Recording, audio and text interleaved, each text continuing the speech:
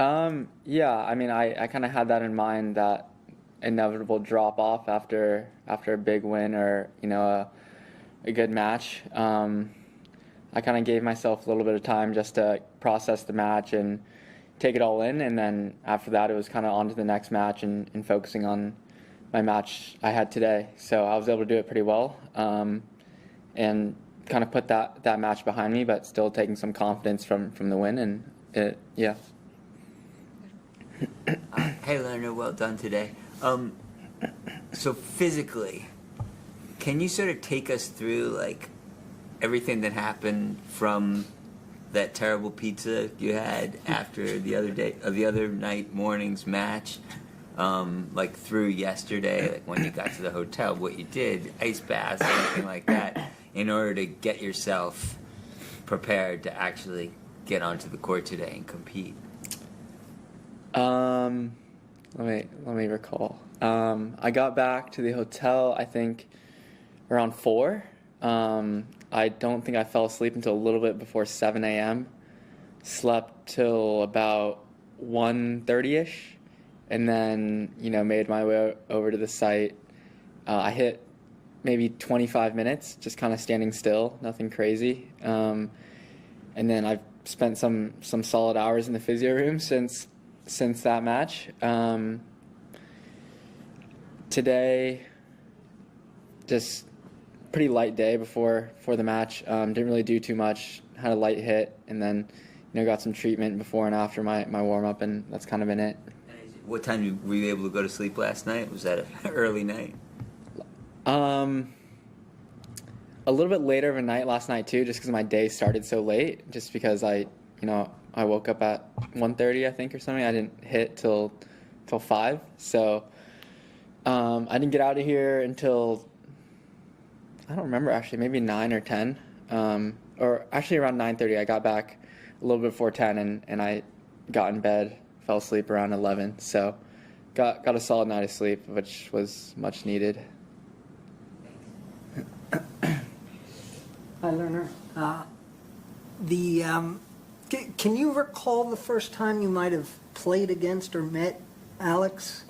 And how much interaction have you guys been able to have this week? And how crazy maybe does it seem, or maybe it doesn't to you, that the two of you guys are in week 2 at a Grand Slam together?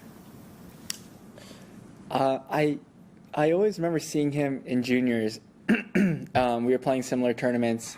We were playing similar age groups. So I'd always see his name in draws and stuff. I never played him or really even talked to him until 2021-ish, I think. We started practicing at the same academy, and then we ended up playing each other in the finals of sectionals in Southern California. I got him there in 3 the first time we played, and then the next year he beat me like 4 times in singles and doubles. I think 2 in singles, 2 in doubles. So I didn't really know him too well before a few years ago, but we spent a lot of time together. We practiced a lot together, so definitely pretty close right now, and it's great to see him, doing great.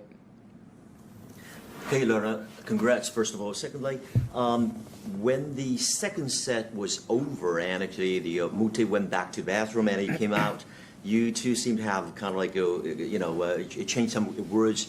And what did he say to you? And because he was sort of like known for playing mind game, or in that sense. I mean, did he bother you a little bit when he tried to slow down the pace and here and there? But what was going through your mind then on court? No, I mean, it didn't bother me at all.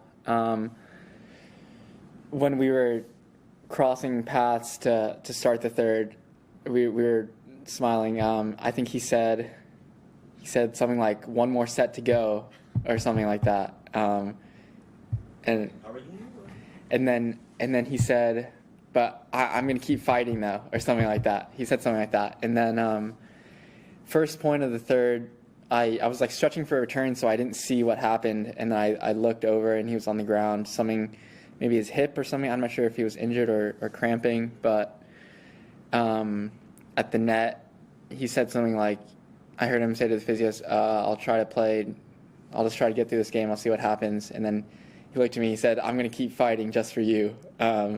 So yeah, that was kind of it. And then I wasn't sure what was going on with him, honestly, just because there were some points where it seemed like he wasn't able to move or really like use his legs that much at all, and then other points he was running and scrapping. So yeah, I wasn't really sure what was going on.